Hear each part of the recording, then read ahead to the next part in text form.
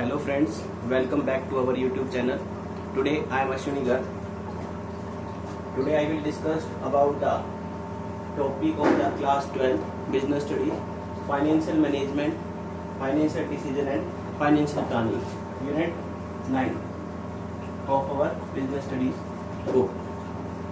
What do you mean by financial management? Financial management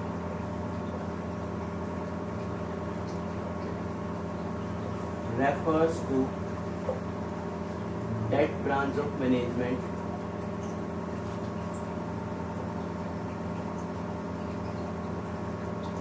which is concerned with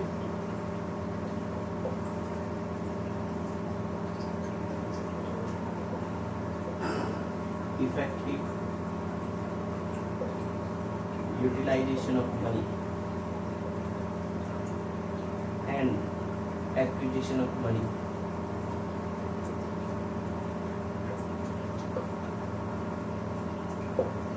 financial management का मतलब है business organization में manage anything, किसी भी चीज को मैनेज करना आपके बिजनेस ऑर्गेनाइजेशन में क्या होगी, मैनेजमेंट होगी।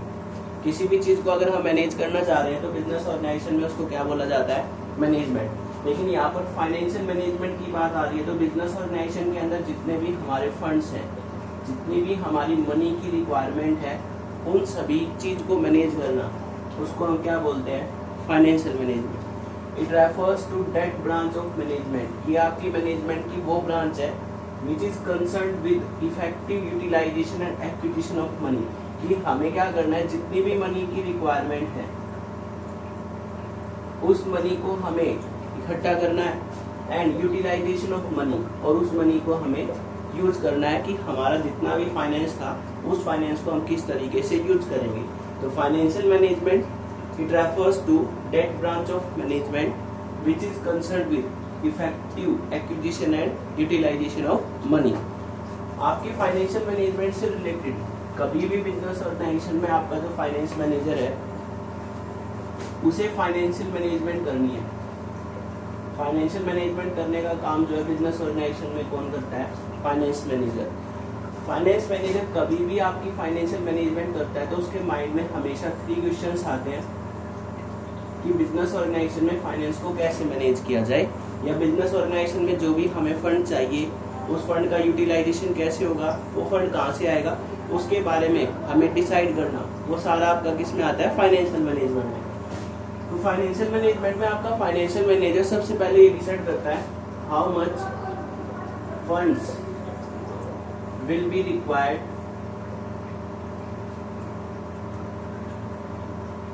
For different business activities. Business organization में जितनी भी आपकी एक्टिविटीज होंगी, डिफरेंट बिजनेस एक्टिविटी, उसके लिए हमें कितना फंड चाहिए उसके बारे में एस्टिमेशन लगाया जाएगा। सेकंड क्वेश्चन उसके माइंड में आता है how much of it will be obtained from different sources.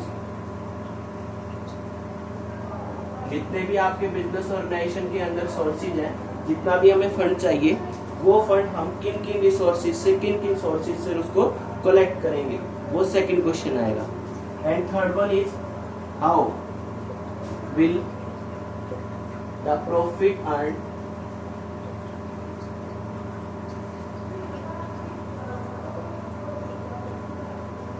distributed, how will the profit earned be distributed among investors।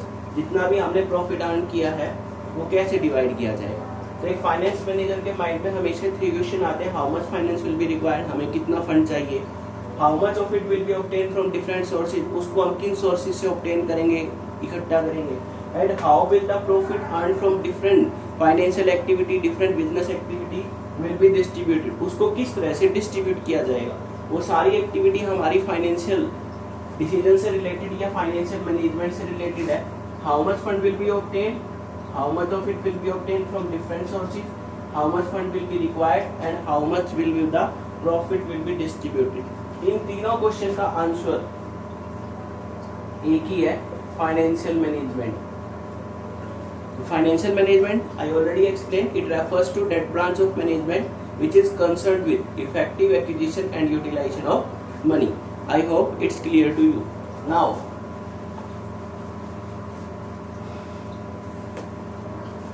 the objective of financial management. Objective of financial management. आपके business organization में financial management जो है उसका क्या objective होगा? Business organisation के अंदर जितनी भी आपकी एक्टिविटीज की जाती है या बिजनेस ऑर्गेनाइजेशन में जितने भी आपकी बिजनेस ऑर्गेनाइजेशन का ऑब्जेक्टिव है, वो ऑब्जेक्टिव हमेशा रिलेट करता है बिजनेस ऑर्गेनाइजेशन में जितने भी आपके ओनर हैं उनके इंटरेस्ट को कंसिडर करते हुए। कहने का मतलब आपके बिजनेस ऑर्गेनाइजेशन में जो फाइनेंशियल मैनेजमेंट का ऑब्जेक्टिव है, उस ऑब्जेक्टिव को डिसाइड करने का वर्क आपका फाइनेंस मैनेजर करता है। और फाइनेंस मैनेजर कभी भी अपने ऑब्जेक्टिव को डिसाइड करता है तो उसके माइंड में हमेशा 3 टाइप्स के डिसीजंस रहते हैं। उन 3 टाइप्स के डिसीजंस को लेने से पहले वो इन चीज़ों को कंसिडर करता है। आपके जो डिसीजन है वो investment decision, financing decision, dividend decision. तो एक टाइप से बिजनेस ऑर्गेनाइजेशन के अंदर जितने भी आपके डिसीजन लेने हैं वो सारे डिसीजन आपके कौन लेता है? Finance manager. तो एक बिजनेस ऑर्गेनाइजेशन के अंदर फाइनेंस मैनेजर 3 टाइप्स की डिसीजन को कंसीडर करता है और 3 टाइप्स के डिसीजन को कंप्लीट करने के लिए जो उसका ऑब्जेक्टिव बनता है, objective of the financial management is to consider the interest of the owner.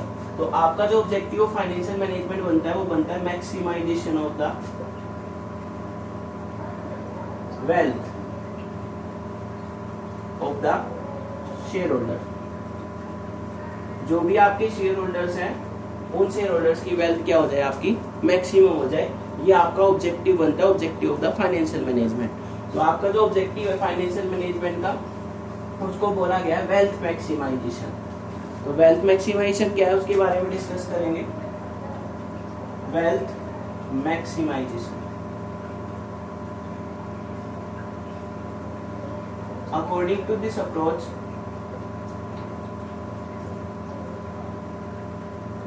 the finance manager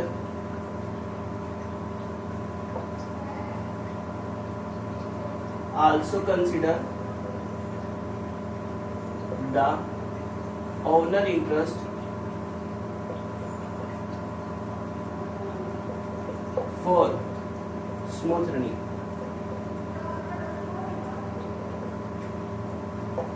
कहने का मतलब वेल्थ मैक्सिमाइजेशन अप्रोच के अकॉर्डिंग बिजनेस ऑर्गेनाइजेशन में जो आपका फाइनेंस मैनेजर है वो कंसीडर करता है किसको? ओनर के इंटरेस्ट को। और साथ के साथ इसकी स्मूथ रनिंग के लिए वो आपके ओनर के इंटरेस्ट को हमेशा मैक्सिमाइज करने की कोशिश करेगा। और ये मैक्सिमाइजेशन जो है किससे रिलेटेड है? Wealth maximization. तो आपकी वेल्थ मैक्सिमाइजेशन क्या है? Wealth maximization refers to increase the capital,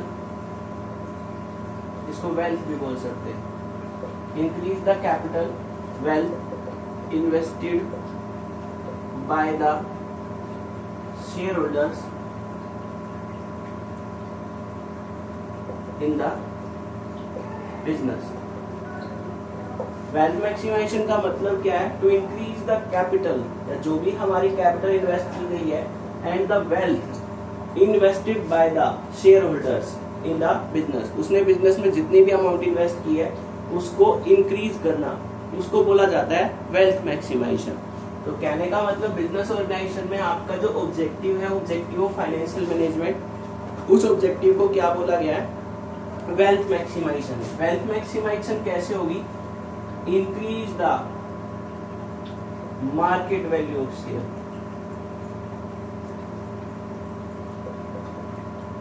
या फिर ये हो सकता है decrease the market value of share.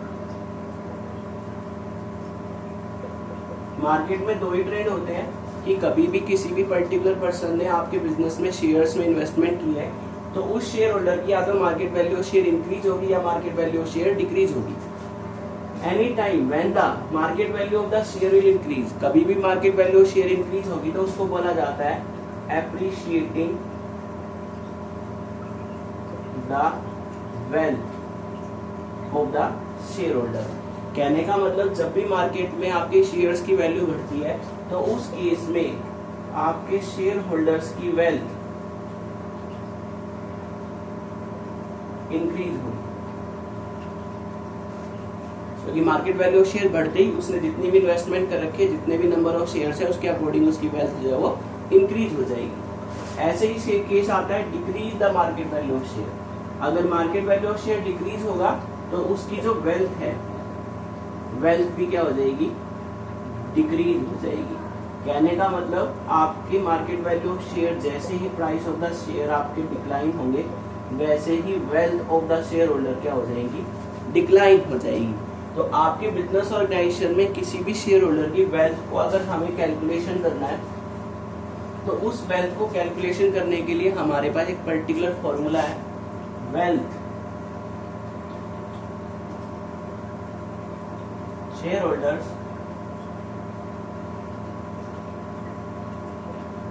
Current wealth. Shareholders की करंट वेल्थ निकालनी है हमें, वो कैसे कैलकुलेट होगी, equal to number of share multiply market value per share. कहने का मतलब शेयर होल्डर की करंट वेल्थ निकालनी है हमें, शेयर होल्डर करंट वेल्थ, तो वो कैसे कैलकुलेट होती है, नंबर ऑफ शेयर, जितने भी नंबर ऑफ शेयर उसके पास है, and the market value per share, एक शेयर की वैल्यू कितनी है, उसके बेस पर हम क्या कर सकते हैं, शेयर होल्डर की करंट वेल्थ कैलकुलेट कर सकते हैं। फॉर एग्जांपल एक पर्टिकुलर पर्सन है ए पर्सन ने क्या किया है, XYZ कोई कंपनी है, उस कंपनी के 100 शेयर्स परचेज किए एट द रेट ऑफ ₹100 पर शेयर। एक पर्सन था, उसने XYZ कंपनी थी, उसके 100 शेयर परचेज किए और एक शेयर की वैल्यू जो है वो कितनी है आपकी, 100 है। तो इस केस में शेयर होल्डर की करंट वेल्थ कितनी होगी, मल्टीप्लाई नंबर ऑफ शेयर्स कितने हैं, 100 multiply market value per share, एक शेयर की वैल्यू कितनी है आपकी, 100। तो इसको मल्टीप्लाई कर देंगे तो शेयर होल्डर की करंट वेल्थ कितनी हो जाएगी, 10,000 हो जाएगी। तो एक टाइप से आपकी शेयर होल्डर की करंट वेल्थ कैलकुलेट करने का फॉर्मूला नंबर ऑफ शेयर, जितने भी शेयर्स उसने परचेज किए हैं, multiply the market value per share, एक शेयर की वैल्यू कितनी है, उन दोनों को मल्टीप्लाई कर दिया तो एक शेयर होल्डर की वेल्थ कितनी आ गई, 10,000। अभी मैंने दो सिचुएशन बताई थी कि market value of share increase भी हो सकती है और market value of share decrease भी हो सकती है।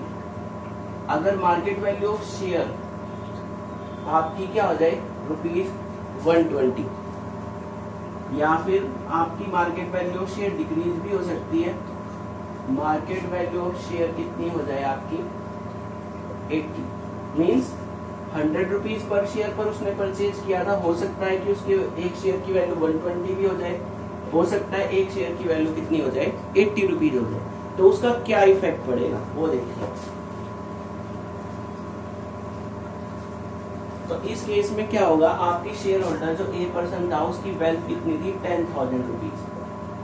अब मार्केट वैल्यू ऑफ शेयर कितना हो गया, 120। तो फर्स्ट सिचुएशन में क्या है, उसके पास शेयर कितने थे, 100, मार्केट वैल्यू अब 100 की जगह कितनी होगी, 120। तो इस केस में उसकी wealth of a particular person, A की वेल्थ कितनी बन गई, 12,000। सेकेंड केस क्या है, 100 शेयर्स हैं, एक शेयर की वैल्यू कितनी है, 80। तो इस केस में उसकी वेल्थ कितनी हो गई, 8,000। इसका मतलब शेयर होल्डर की वेल्थ 10,000 से फर्स्ट सिचुएशन में 12,000 हुई। इसका मतलब यहाँ पर शेयर होल्डर की वेल्थ कितने रुपीज से इंक्रीज हो गई, 2,000 से। लेकिन सेकेंड सिचुएशन में उसकी वेल्थ जो है वो 2,000 से डिक्रीज हो गई। लेकिन हमारा वेल्थ मैक्सिमाइजेशन का मेन मोटिव या main objective of financial management है wealth maximisation, to increase the market value of share. और आपकी सिचुएशन कोई भी आ सकती है, मार्केट वैल्यू ऑफ शेयर बढ़ भी सकते हैं और डिक्रीज भी हो सकते हैं। तो इस केस में हमारी मार्केट वैल्यू ऑफ शेयर या आपके वेल्थ मैक्सिमाइजेशन, आपके जो शेयर होल्डर्स हैं उनकी शेयर्स की वैल्यू को बढ़ाने के लिए आपके जो फाइनेंस मैनेजर हैं उस फाइनेंस मैनेजर को हमेशा स्टेप लेने पड़ेंगे, वेरियस टाइप के डिसीजन लेने पड़ेंगे, स्टेप्स लेने पड़ेंगे जो आपके शेयर होल्डर्स की वेल्थ को मैक्सिमम करेगी। कहने का मतलब एक शेयर होल्डर की वेल्थ को मैक्सिमम करने के लिए फाइनेंस मैनेजर को अलग अलग स्टेप लेने पड़ते हैं, डिफरेंट टाइप के डिसीजंस लेने पड़ेंगे जिसके बेस पर आपके शेयर होल्डर की वेल्थ जो है वो क्या हो जाएगी, मैक्सिमम हो जाएगी। तो वो डिसीजन कौन कौन से हैं? फर्स्ट वन है आपका optimum investment decision, second one है आपका optimum financing decision, third one है आपका ऑप्टिमम डिविडेंड डिसीजन। तो एक टाइप से आपके 3 डिसीजंस हैं। अगर आपका फाइनेंस मैनेजर इन 3 डिसीजंस को टेक करता है, इनको टेक करने के लिए स्टेप उठा रहा है, तो आपके बिजनेस ऑर्गेनाइजेशन में जितने भी शेयर होल्डर्स हैं उनकी वेल्थ को मैक्सिमम किया जा सकता है। ये होते क्या है? Optimum investment decision. Optimum investment decision का मतलब है it means to take such type of decision to maximize the profitability with investment। एक टाइप से हम जितनी भी इन्वेस्टमेंट करेंगे उस इन्वेस्टमेंट के बेस में आपकी प्रॉफिटेबिलिटी को मैक्सिमम करना। तो इन्वेस्टमेंट डिसीजन का मतलब बिजनेस ऑर्गेनाइजेशन में आपका जो भी फाइनेंस मैनेजर है वो अपनी फंड्स की इन्वेस्टमेंट इस तरह से असेट्स में करे कि उसकी जो प्रॉफिटेबिलिटी है वो प्रॉफिटेबिलिटी क्या हो, इंक्रीज हो। अगर बिजनेस ऑर्गेनाइजेशन की प्रॉफिटेबिलिटी इंक्रीज होगी तो हम शेयर होल्डर्स की मार्केट वैल्यू शेयर क्या हो जाएगी, बढ़ जाएगी। तो यह ऑप्टिमम इन्वेस्टमेंट डिसीजन। इसके बाद है ऑप्टिमम फाइनेंसिंग डिसीजन। इसका मतलब है it means to make such type of mix of debt capital and equity capital to minimize the cost of capital। Financing decision का मतलब है बिजनेस ऑर्गेनाइजेशन में फाइनेंस को अरेंज करना। किस तरह से हम फाइनेंस को अरेंज करें कि हमारी डेब्ट कैपिटल और इक्विटी कैपिटल का इस तरह से मिक्सअप किया जाए कि हमारी कॉस्ट ऑफ कैपिटल क्या है, मिनिमम आए। अगर हमारी कॉस्ट ऑफ कैपिटल मिनिमम आएगी तो इसका मतलब हमारे पास फाइनेंशियल बर्डन कम पड़ेगा, और जैसे ही फाइनेंशियल बर्डन कम पड़ता है तो market value of share increase होगी, क्योंकि मार्केट में हमारी रेपुटेशन बढ़ जाएगी कि हम टाइम पर अपनी डेब्ट की पेमेंट कर रहे हैं। तो इसलिए वो आपका क्या बनता है, ऑप्टिमम फाइनेंसिंग डिसीजन। इसके बाद लास्ट वन है आपका optimum dividend decision. It means to distribute the profit among shareholders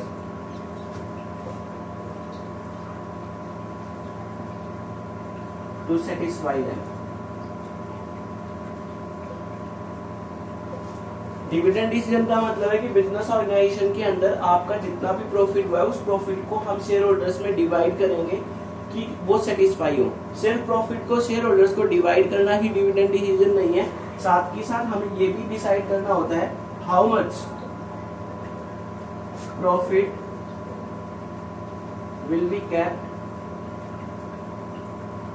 as a reserve. साथ ही साथ हमें ये भी डिसाइड करना है कि कितना प्रॉफिट जो है वो बिजनेस ऑर्गेनाइजेशन में एज ए रिजर्व हमें बचा कर रखना है, जिससे हमारी फ्यूचर की कोई भी रिक्वायरमेंट है उसको पूरा कर सके। तो ऑप्टिमम डिविडेंड डिसीजन क्या, एक बैलेंस क्रिएट करना, किस तरह कि बिजनेस ऑर्गेनाइजेशन में शेयर होल्डर्स को कितनी amount as a dividend distribute की जाए और कितनी अमाउंट हम बिजनेस ऑर्गेनाइजेशन में एज अ रिजर्व अपने पास एज अ रिजर्व मेंटेन रखें, जिससे फ्यूचर रिक्वायरमेंट पूरी हो। तो आपका जो ऑब्जेक्टिव है, ऑब्जेक्टिव ऑफ फाइनेंशियल मैनेजमेंट, उसको हम वेल्थ मैक्सिमाइजेशन बोलते हैं। वेल्थ मैक्सिमाइजेशन का मतलब क्या है? Wealth maximization means to increase the market value of share of the amount which is invested by the shareholders in the business activity. तो market value of share को increase करने के लिए आपके फाइनेंस मैनेजर को different type के decisions लेने पड़ते हैं। उन डिसीजंस को 3 टाइप्स के डिसीजन में डिवाइड किया गया है: optimum investment decision, optimum financing decision and optimum dividend decision. Optimum investment decision का मतलब है it means to take such type of the decision to make investment in such type of the asset to maximize and increase the profitability of the business. कि आपका finance manager इस तरह से आपकी assets में इन्वेस्टमेंट करे जिससे उसकी प्रॉफिटेबिलिटी बढ़ जाए। ऑप्टिमम फाइनेंसिंग डिसीजन का मतलब है it means to make a such type of the mix of डेब्ट capital and share capital to minimise the cost of capital. कि हमें जितना भी फाइनेंस चाहिए उस फाइनेंस को हम डेब्ट और इक्विटी का इस तरह से मिक्सअप करें कि हमारी कॉस्ट ऑफ कैपिटल क्या है, मिनिमम आए। Optimum dividend decision, it means that how much part of the profit will be divided among shareholders as well as how much part of the profit should be retained as a reserve in the business for meeting the future requirement। कि दोनों में balance create करना है कि profit का कितना part हम share holders में बांटे और कितना पार्ट हम बिजनेस में एज अ सेव रखें। तो आज हमने guys financial management and objective financial management discuss किया है। I hope it's clear to you. Thanks, have a nice day.